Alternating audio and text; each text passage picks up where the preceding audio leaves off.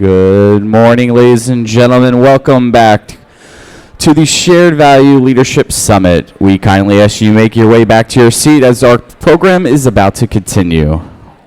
Once again, ladies and gentlemen, if you could kindly take your seats and turn your attention to the stage and welcome Jennifer Giroux. He almost had it.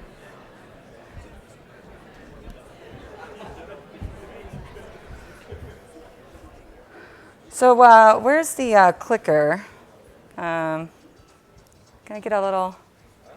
Hi, everyone. Just give me 1 second. I'm just going to grab the. You guys have the clicker? Am I missing it? Tech? Huh? Do you know where the clicker is for the PowerPoint? Yeah. Yeah. Oh, yeah, we got it. Yeah, we got it. Thank you. Thanks, Justin. Okay, cool. Okay, well, good morning. Good morning. So thanks very much to the Shared Value Summit and for being here. Michael Porter, your talk made me smile. We are just beginning. So I'm here to tell you a story. I'm with Bridge International Academies. I'm the Vice President and Global Head of Insights and Strategy at Bridge. And Bridge, for those in the room that don't know, we're a social enterprise. So we're in the business of doing good. And what we do is we provide great schools, primary schools, to families living on less than $2 a day per person around the world. We have over 500 schools around the world, mainly in Kenya, Uganda, Nigeria, India, growing in Liberia, increasingly working with a lot of governments. But that's not the story I'm here to tell you about today. What does it mean to create shared value? You know, especially when you're in the business of tackling social challenges and you're in the business of doing good. You know, it can be easy to assume that you are creating shared value with your customers or with the people that you work with or that you serve, right? How do you get that clarity, as Dr. Porter talked about this morning, right? How can you be sure that you're actually creating shared value? So take Bridge. We have great schools, right? We have technology in our schools. We have great teachers. We have sustained learning gains. We're making a difference. But we asked ourselves a few years ago, we looked, you know, that's the work that my team does. We asked ourselves, are we delivering value to our parents in the most meaningful way possible? How can we deepen the value that Bridge delivers to parents and improve their engagement with our schools? And how can we, you know, ultimately, you know, challenge some of the assumptions that we might have about our parents, right? We can't assume, and we always are asking that at Bridge. So what we did, this simple inquiry actually led us on a quest of creating shared value. And this sent us on a journey which ultimately led us to identifying a very influential group of mothers. And here's my first spoiler alert. Those are those mothers. And with that, we built the Bridge Supermoms platform. And this platform, this is a women's empowerment platform. And you know, don't drown out with when I say empowerment platform. There's a little bit more to this story. Basically, this platform tapped into and celebrated the powerful role that mothers are playing in the demand for learning and improved schools in low-income communities across Kenya. And in turn, by creating this platform, we have seen improved engagement in our schools, improved loyalty with our schools, and improved champions for education, great education in the communities that we serve. So let me go forward. There we go. So let me tell you how we did this. We have to go back to 2015, August 2015, when I sent out research teams across Kenya. And the core of this was to get that clarity, right? Spend time with parents, learn from them. And we had a couple assumptions going into this project, I'll be honest. One of them was we knew that women were interested in education. We knew that they were important to education. But what we kept hearing from our parents was that it was men that ultimately made the decisions, right? When it comes to the financial decisions in the home. And so, you know, we took a look at that. And actually what we found, and here's the next spoiler alert.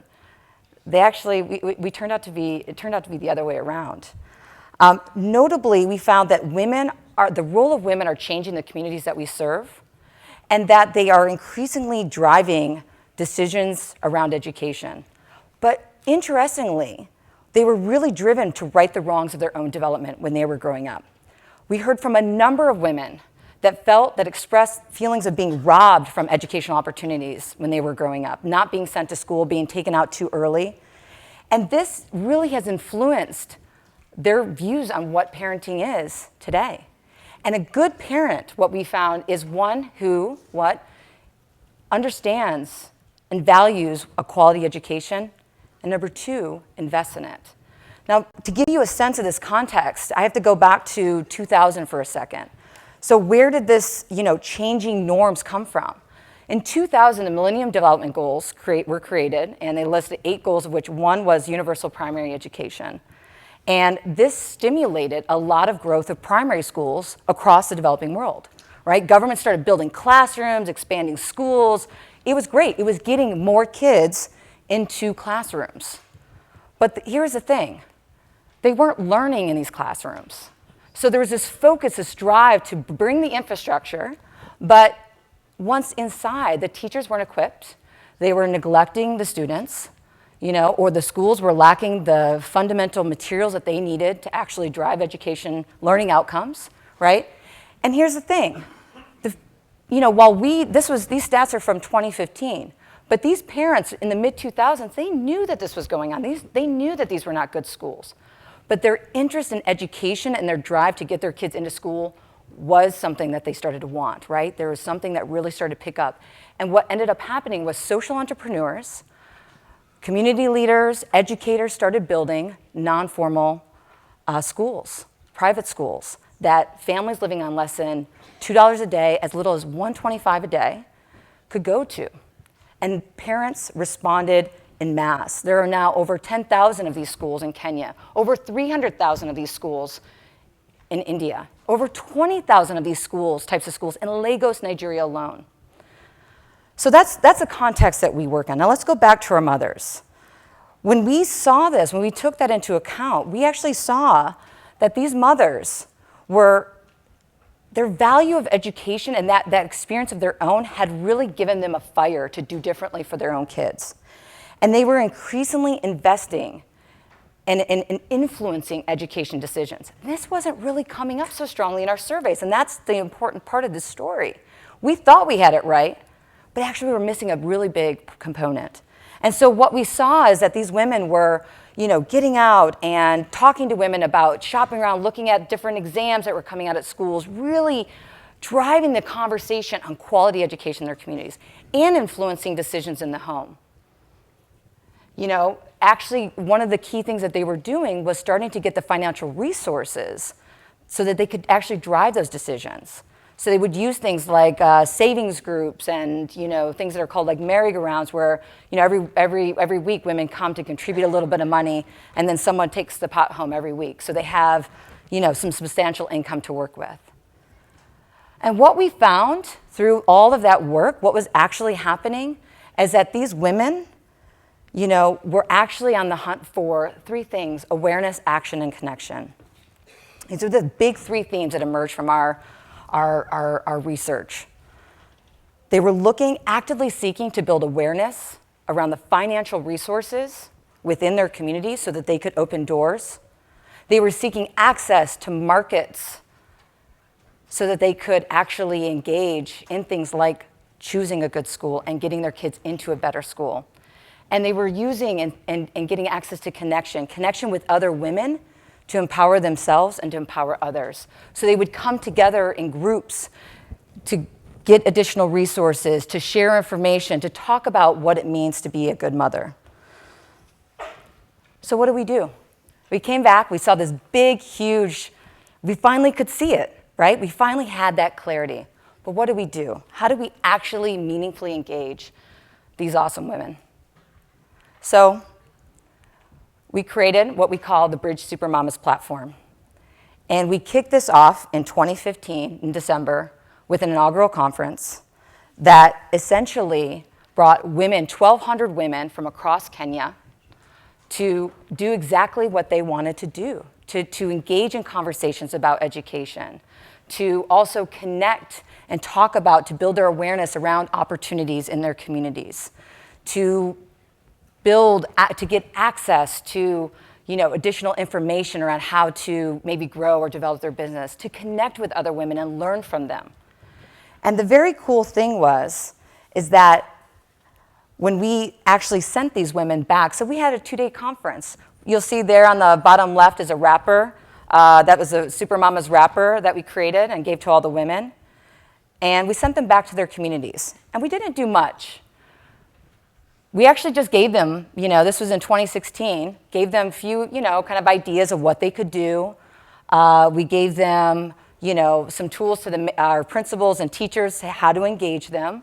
But we wanted to sit back and test this hypothesis. If we really focused on this influential group and gave them a platform that was meaningful to them and connected it to the school, what would happen?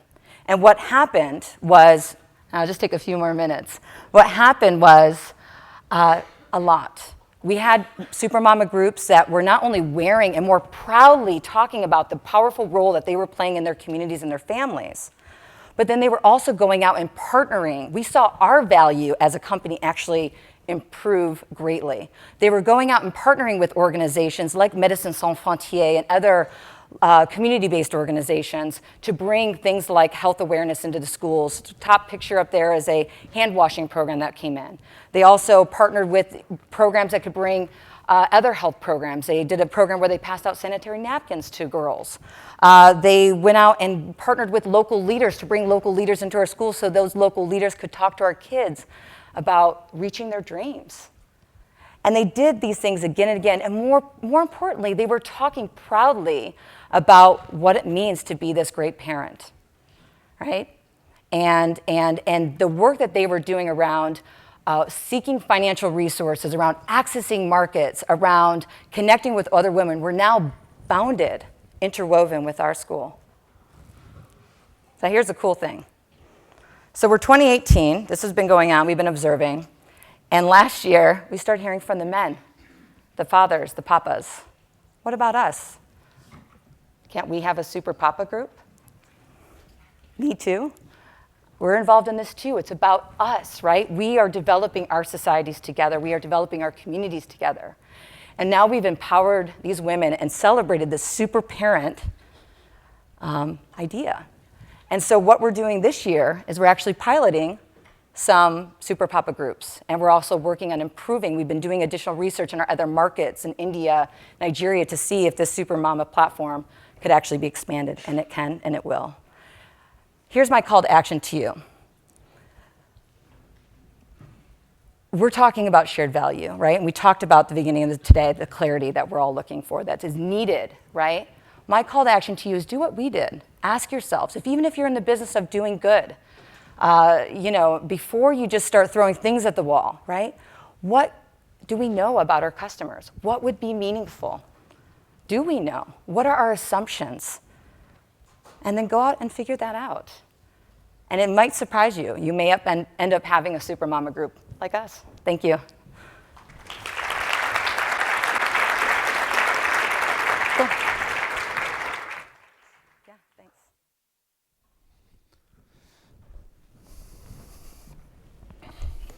Thank you, Jennifer.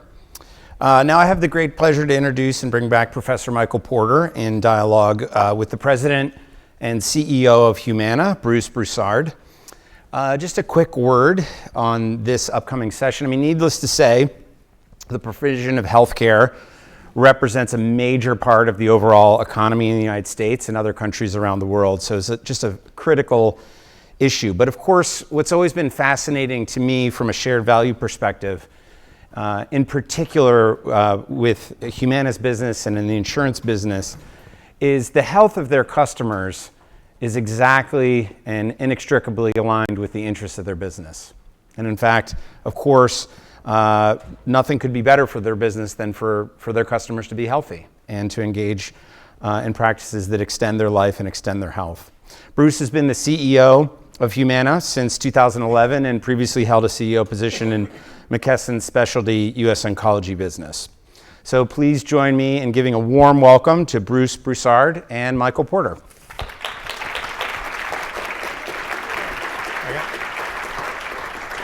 Nice seeing you. Thank you. Thanks, Justin.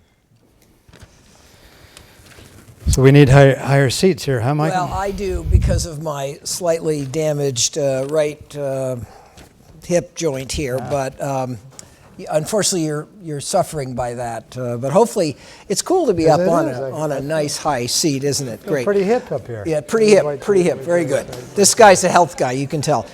So I want to thank Jennifer for a terrific talk, which brings a lot of powerful, insight into what shared value is all about. And I personally have been involved in another similar organization called Innova Schools in Peru, which really was inspired by Bridge. There's an HBS case on Bridge. There's now an HBS case on Innova. And Innova has many of the same fundamental principles. But I just think, just to accent a little bit what you just heard, what Bridge did and what this Innova Schools are doing, they are private sector for-profit initiatives.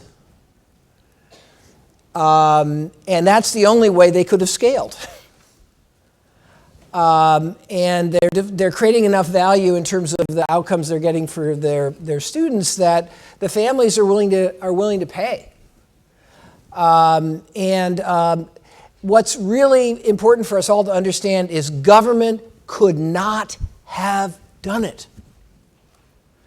Government was too tied up in politics, too tied up in unions, too tied up in all kinds of obstacles to actually really fixing the schools. It would be great if government could have better schools, but it took the private sector, it took the shared value model to achieve this extraordinary impact that these organizations are having. And I hope that this Peruvian Innova Schools group is going to have the same effect in Latin America, now crossing countries and working in multiple countries than Bridge did. So Jennifer, that terrific session, and thank you. We have a real privilege today to have Bruce Broussard with us. And Bruce is the CEO of Humana. He's had a distinguished history in the healthcare field. He now leads one of the major for-profit health insurance companies, private health insurance companies, revenues of roughly $50 billion. So this is a big company. Humana has embarked on a path that I think is not a natural one for their industry. Justin mentioned earlier that what more important for a health insurance company than health? But yet, the business models of health insurance companies, private health insurance companies, have not been fundamentally about health. They've been about providing services. They've been about, and in fact, the traditional business model was that the insurance company got a markup on whatever the health costs were. And of course, what's your incentive if you get a markup on what the health spending is? Well, it's not so great.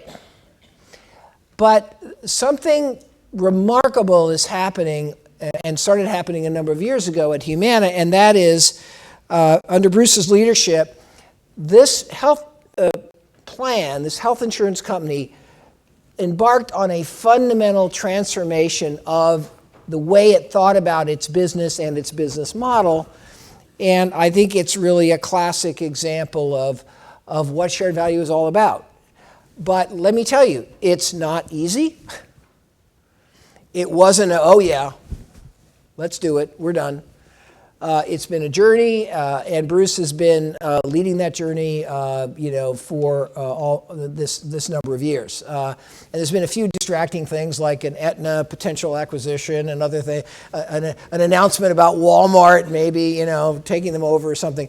But through all this turmoil and complexity, here's a company that's been pursuing a fundamental, transformative shift in strategy and shift in business model. So, Bruce, we're so pleased to have you here.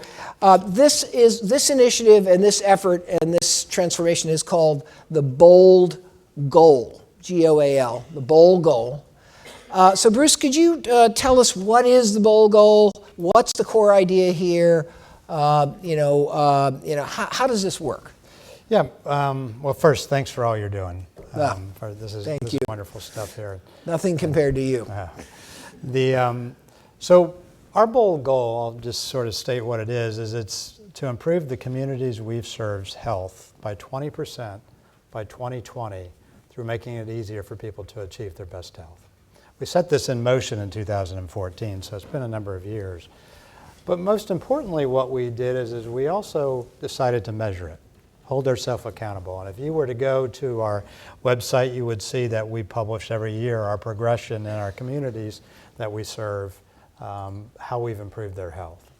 And we really did a lot of research and came to the conclusion that the measurement of healthy days, and healthy days is 4 simple questions that you ask our members, our employees, we refer to them as teammates and associates, about their health. And that it's a CDC measurement. CDC has been doing this for a number of years. And it's really, how do you feel about your mental health and physical health?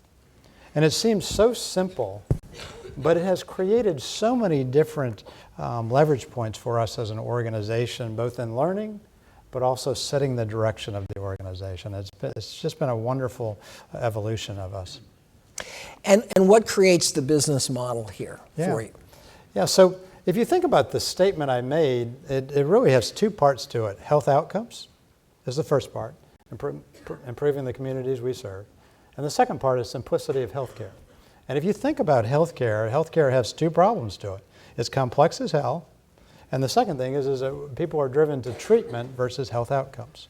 And it's really that measurement that we are oriented to, and that sort of has set us to a direction that has allowed us to begin to start making some investments that I don't think we would have made without that kind of perspective.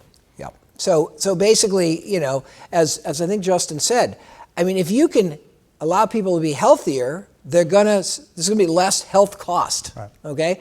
So it seems kind of obvious, but yet it's hard to think this way, and it's not been the way the industry thinks. So how did you get this idea? How did this emerge? Where did it come from? So I was on the job for about a week, and we had this town hall meeting, and someone came up to me and asked me a question. They asked, are we in the Medicare business or are we in the wellness business?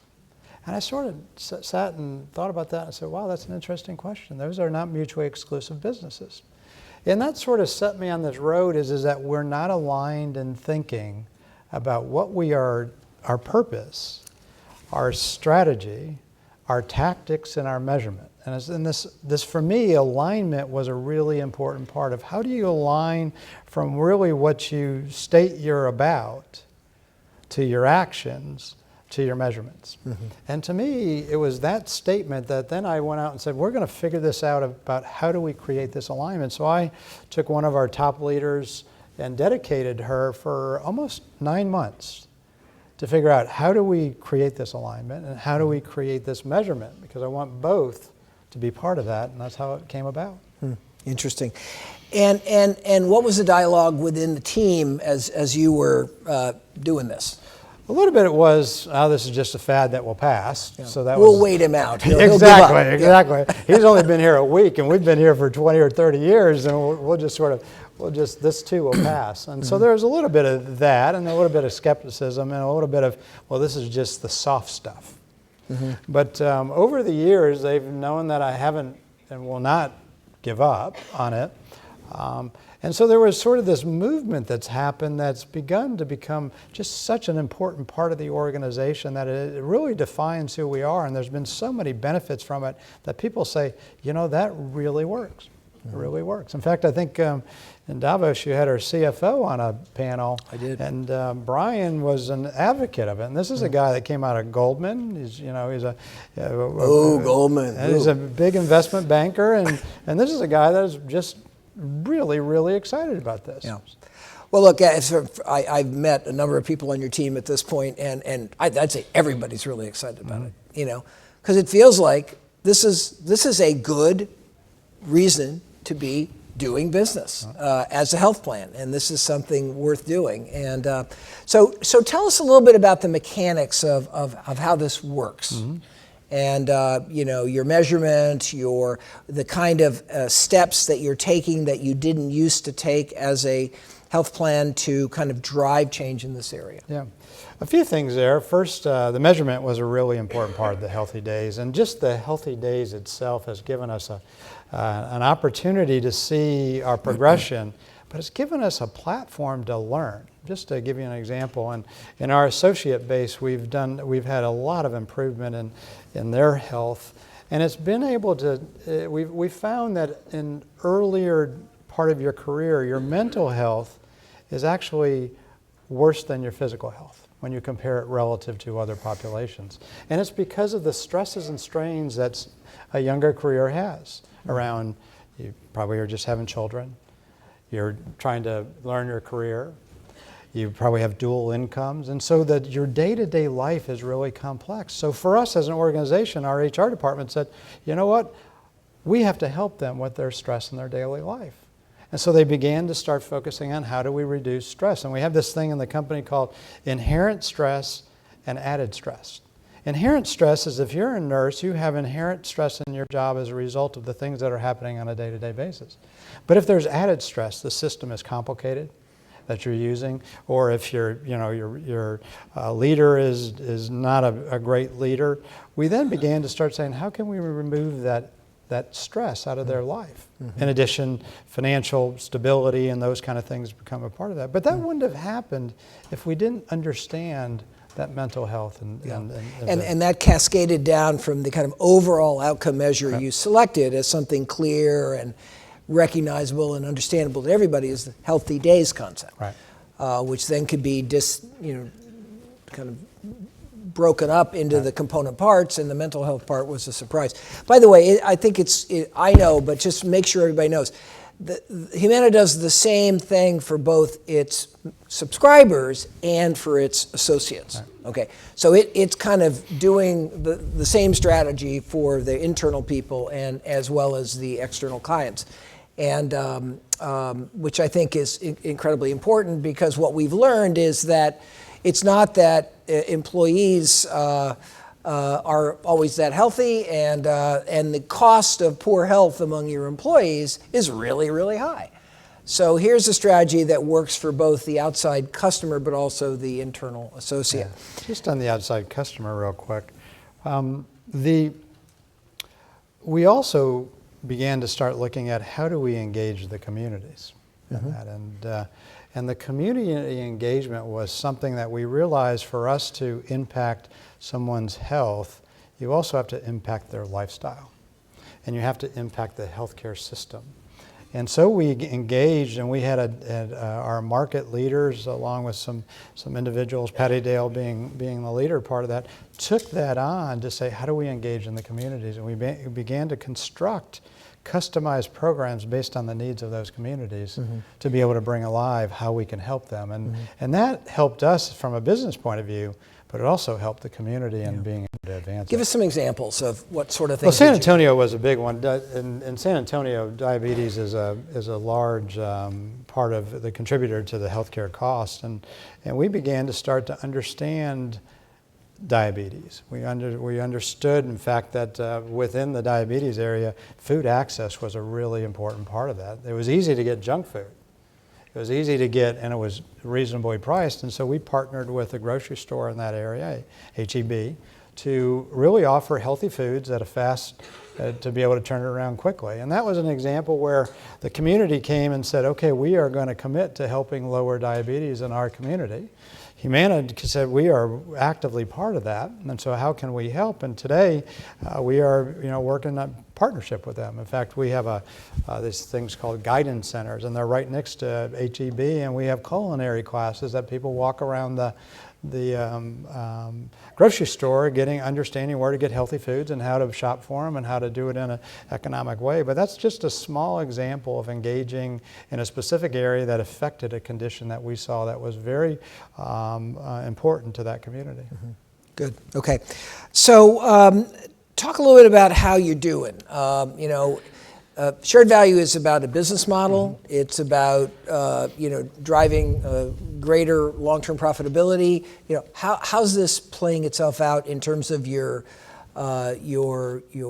cost model and your the economics of the business? Yeah. So a few things there.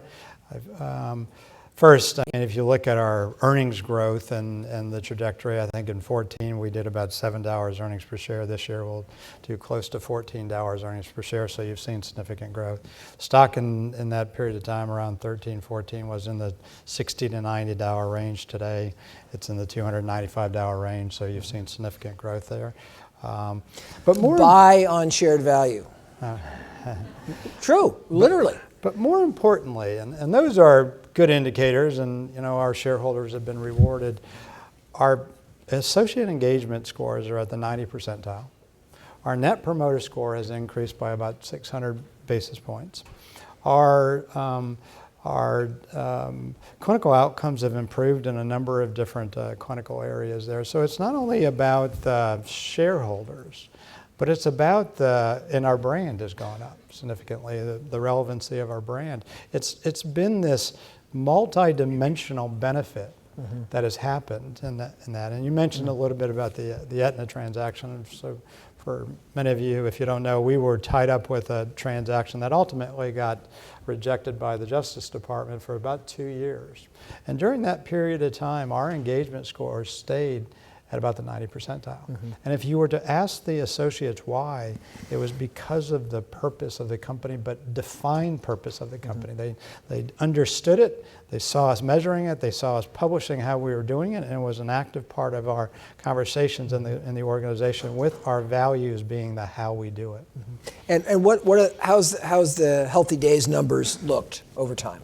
Depends on the community, but we are in more mature communities like San Antonio, we are on our means to meet our goal of the 20% improvement. Within our associate community, we set that goal to be by 2018, and we will achieve that goal. Some of the younger communities that have not been there, they're still progressing, but they're probably going to miss the 2020 goal. Okay, so Healthy Days has been ratcheting in the positive direction, more Healthy Days. Right. And when you say younger communities, what do you mean? When the maturity of us bringing the bold go, engaging with the community. So they weren't in the first tier the of cohort, so to speak. The cohort of communities. Yeah. San Antonio is the most advanced, and that community really has shown year by year improvement in Healthy Days. Yeah. Our hometown, Louisville, Kentucky, was later added, and you see them improving, but not at the rate that you would see others. And the general plan is to roll this out to all the communities. Yep, we have this definition called a bold goal, and then we assign a leader to that marketplace to be sort of the conductor of the market and ensuring we're progressing going forward. And as we see a market ready to do it, because it does require commitment from all. Requires commitment from the leader in the marketplace, requires commitment of the community itself. And so we don't want to just sort of kick something off to kick it off. We really look to the commitment of it. One of the things we also did, and I failed to mention this, was we also aligned our charitable work with this work. And so what we've done with our associates, we have about 50,000 associates. We give them paid time off for their charitable work, but we aligned it to charitable organizations that contribute to the Healthy Days, and that. So we've aligned that. We have a foundation, the Humana Foundation, and the funding from the Humana Foundation is to help with social determinants. One of the things we have a team of people that research Healthy Days and impact of it. One of the things we found was social isolation, loneliness, and food access for seniors was a very large impact on Healthy Days. In fact, each one has about a one-day impact a month. And so our foundation and our charitable organization, our charitable work is all wrapped around how do we help people with loneliness and food access, and be able to support that in the communities. Yeah, and just again, to be a professor again, FSG doctrine says you align your philanthropy with your shared value strategy. And then you get a multiplicative effect. And I think Humana has done that in spades. That was very, very clear, Bruce. We didn't read it. We tripped over it. So. Now look, you invented it probably. Oh yeah, I know. And we just learned from you guys. What a bit of common sense. So I'm glad you brought up the philanthropy point and the volunteering point. what other kinds of, let's call it interventions, are you guys doing as a health plan that most health plans wouldn't do, given this strategy? Yeah, I think one of the things that we have become really appreciative about is disease progression. And disease progression is over a period of time. So if you are an individual that has a mild case of diabetes, without the right interventions, you will progress naturally, sometimes faster than others, depending on your condition, to mild and severe. I mean, just to give you the business case of this, an individual that has early stage diabetes will cost us about $800 a month in total healthcare costs. If you get to severe, it's about $4,500. And the difference between early stage diabetes and late stage diabetes is all around lifestyle and prevention. And having these interventions that help people on their lifestyle. And you think, well, we're a healthcare company and we're only going to worry about healthcare. In reality, we are a healthcare company that is greatly influenced by lifestyle. And being able to start to have that interception is really important. And we would not have had that if we had the short-term view of ROI every month on how do we stop admissions this month on hospitals, as opposed to having this longer view of, you know what, how do you help people stay healthy? And there's a disease progression curve, and how do we intervene on those particular areas that make an influence on that? Yeah, I mean, just for everybody's benefit, I mean, the industry, Bruce's industry has been really riveted on kind of how do I keep down costs, control costs, avoid any cost I can avoid, because that's the route to profitability and success, and this is a very different model. It says, boy, if I can stop disease progression, that's a big deal for profitability. And so the question is, how do you get your team, your associates to understand that, and how do you retrain people who've grown up in an industry that was really, I mean, there was in healthcare, health plans, everybody here knows this, but there's there's all this claims denial process. You know, people want to have some help and then they call in and then it gets denied. And maybe sometimes it should be denied. But again, that mindset is completely different than what your program is all about. And one of the things that this idea of disease progression and is then it started asking, well, you need to keep our customer for a longer period of time. Because you want to have an impact over a period of time, but you want to get rewarded for that. So then that got into the conversation about retention. Then that got into a conversation about customer experience, which then got into a conversation about Net Promoter Score, that got into a conversation about call transfers and other things. And it just began to start changing the way we looked at the business model from just a business model about financial affairs to now quality and experience is a really important part of what we do. And in fact, this year we just rolled out for our we have about, as I mentioned, about 50,000 employees, about 28,000 are bonus now. Part of their bonus is Net Promoter Score. And it's just an example where this peeling back of the onion of what makes an impact, you begin to start changing what's important to you as an organization. All then, kind of being driven by this shared value core positioning that you had adopted. So could we just talk about the kind of rollout of this and the internal issues that arose in the process? So how did you bring the organization along? How did you get people to, you really changed what they were thinking about doing and even doing in many cases? Well, a dedicated team was really important in that. And, I mentioned Patty Dale and team. They sort of led the charge. And so first the dedication of a team that helps with this. And then picking a few markets that you can do this in. And we had a number of markets that raised their hand that says, I want to be part of this. And we began to start breaking down the silos in the markets between one business unit and another, and they began to start operating the same, and they created a council, and that council then engaged with the community, and that sort of began that. Then, we dedicated a research team to it. to go and research what are the important lever points in healthy days, and we began to look at conditions and, as I mentioned, social determinants and so on.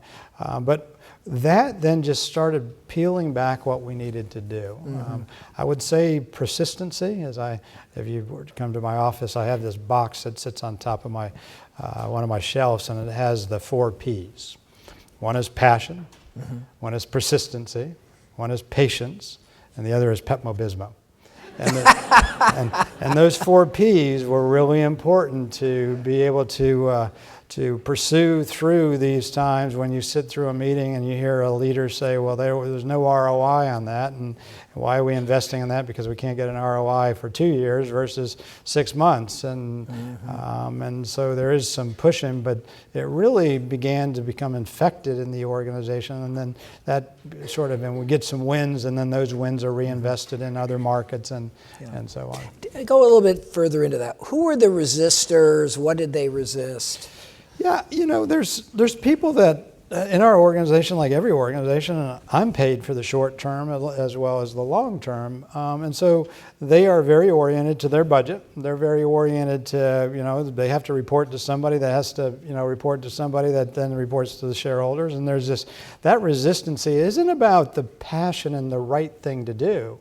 It's about the urgency that they have to deliver something, and that is just a natural tension. I call it a healthy tension because you can't have a long term without a short term.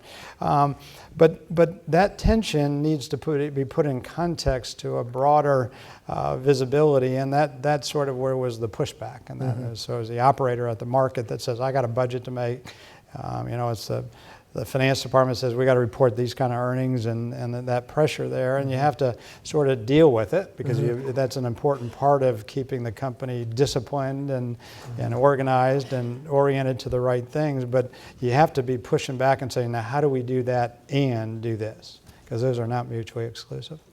So let me ask one more question, then we'll open it up.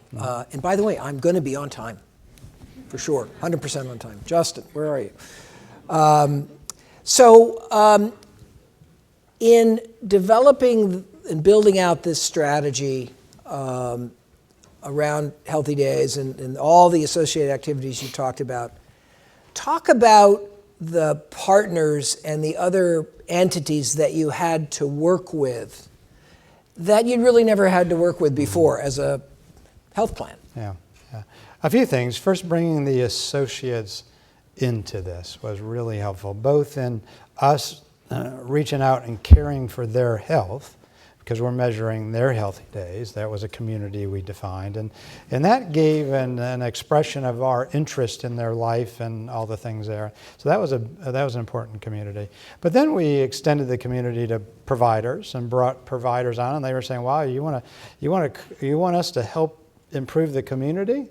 And you're going to have a vested interest in that." And so it wasn't just about a negotiation of a contract. It was about how do we help the community. And then we brought in nonprofit organizations that could help in advancement of that. So there was a group of nonprofit organizations that would be brought along, governmental organizations, whether it was city or state, depending on the marketplace, that would help us, and some of their agencies that would be in there. So it was a holistic view that allowed us to really engage in areas you wouldn't normally engage with. I mean, a number of organizations that deliver food, we would have never engaged with them unless we wrote them a check, but this had a really specific purpose.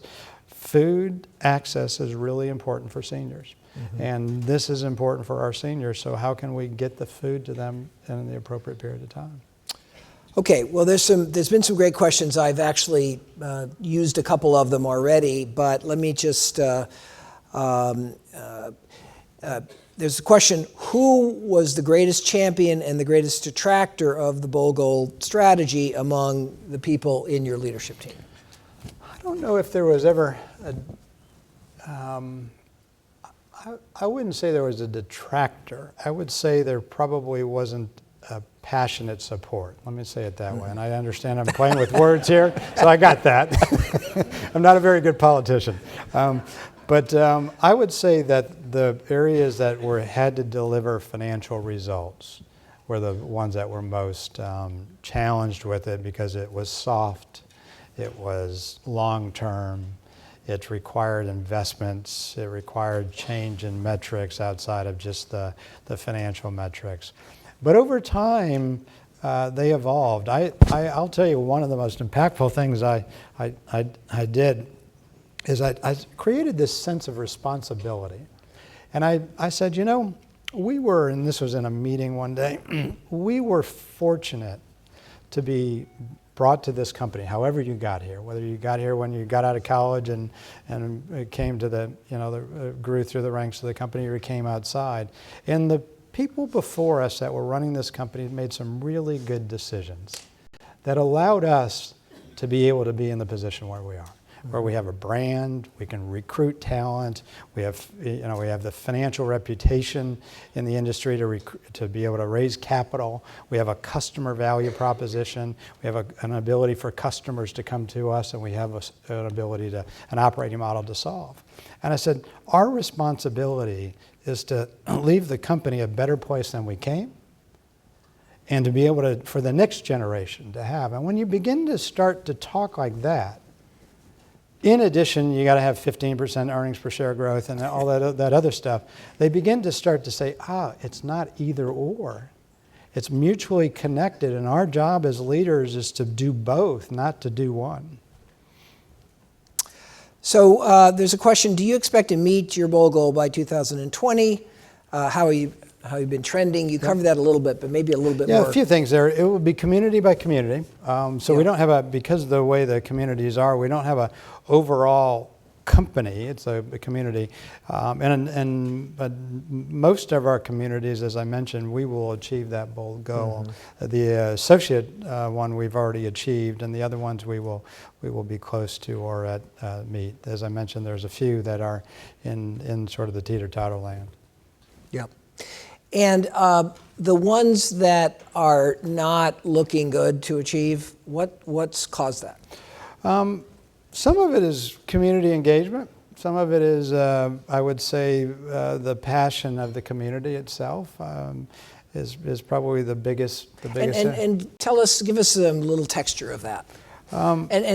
This is all, you don't have to name the community. No, I won't. But finding an HEB partner is impactful. Yep. And if you can't find an HEB partner that they too have the commitment and purpose, then you sort of got one oar in the water, and you're rowing, and you're not going to get there as quickly. And I think getting partners that are committed to it in a direct way, and the passion behind it in each of these areas, in these communities. So it's no different than a management team and anything else. If everyone's not running in the same direction, it's really hard to play the game and know the play you're playing. So.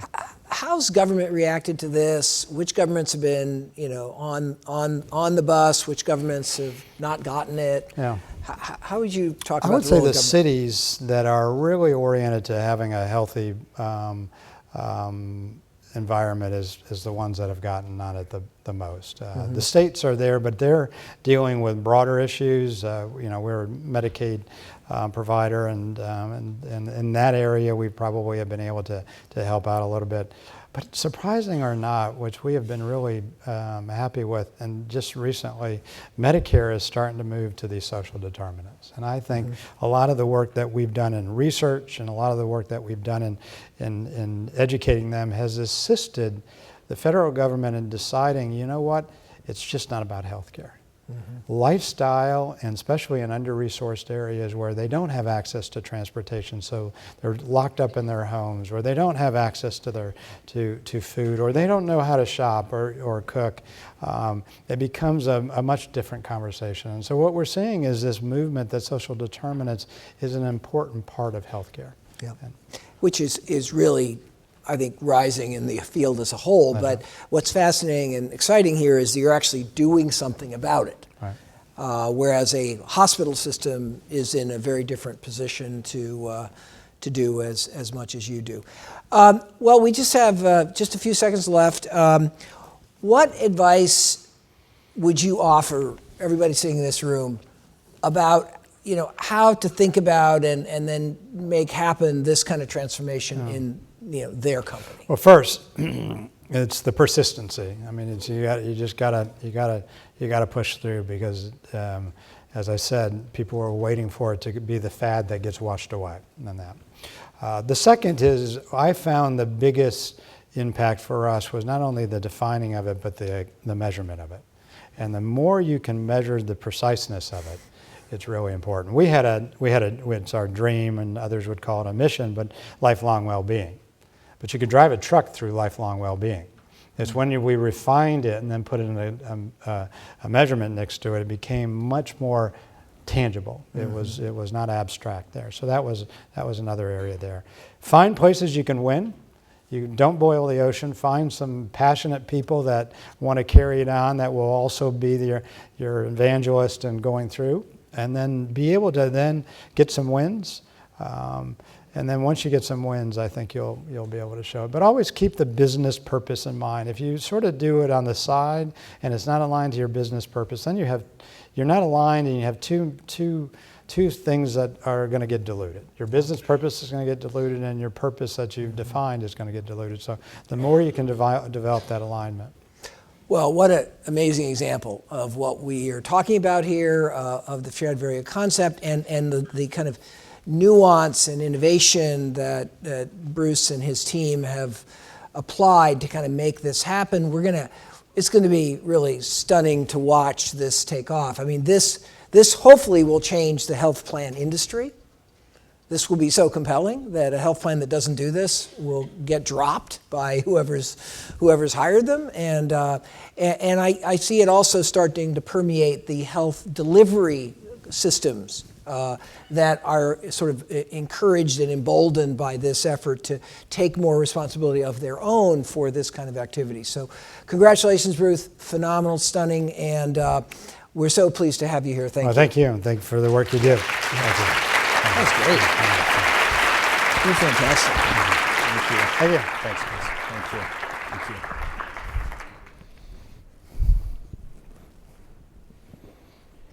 Thank you, Bruce, and thank you, Michael.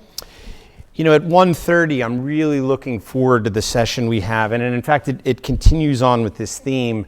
It's the future of artificial intelligence and healthcare, featuring Deb DeSanzo, the general manager of IBM Watson Health, and one of my colleagues, Lauren Smith, who's managing director at FSG, and who actually is appropriately called Dr. Lauren Smith. She's has been a practicing pediatrician. So we'll carry on this conversation of how do we bring AI into healthcare, building on what Bruce and Michael have talked about in the insurance business. Before we get to that, we're going to break for lunch. So if you could join me back for that session right at 1:30, I'd very much appreciate it. Enjoy your lunch.